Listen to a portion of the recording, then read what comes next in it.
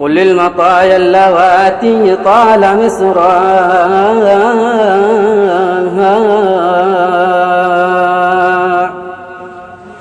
من بعد تقبيل يمناها ويسراها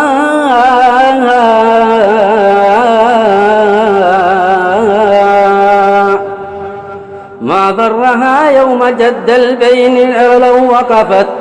نقص في الحي شكوانا وشكواها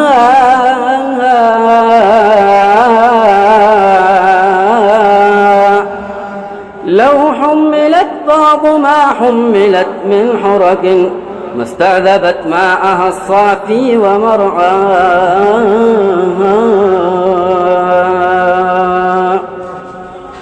لكنها علمت وجدي فأوجدها شوقي إلى الشام أذكاني وأذكاها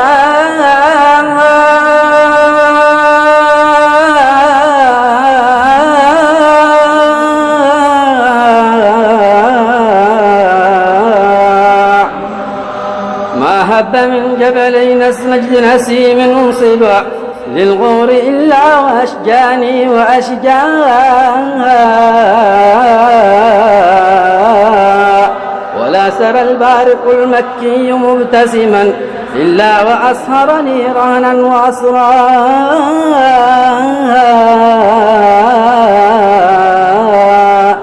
تبادرت من رضوانا نيابتي برع كأن صوت رسول الله ناداها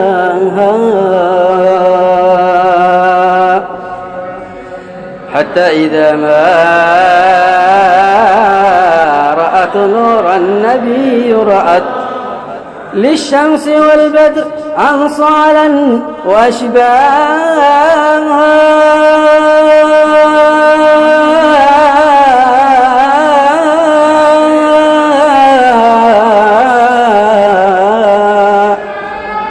حطت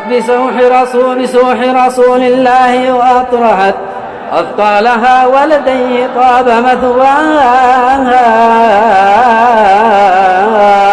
حي الغمام الرحاب الخضر منسجما فالقبر فالروضة الخضراء حياها حيث النبوة مضروب سرادقها وذروة الدين فوق النجم غلياها هنالك المصطفى المختار من مضر خير البرية أقصاها وأدناها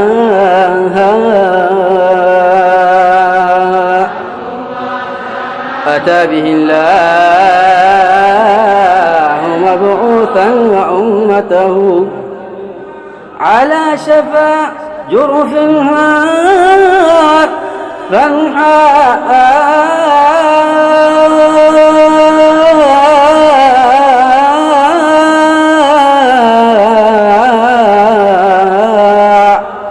وأبدل الخلق رشدا من ضلالتهم وفل بالسيف لما عز كم حكم السيف والبيض القواذب في معاشر اللات والعزى فأفناها وساق جرد جياد الخيل خائنة مجرى الكمات بمجراها ومرساها اللهم صل وسلم على سيدنا محمد صلى الله وسلم عليه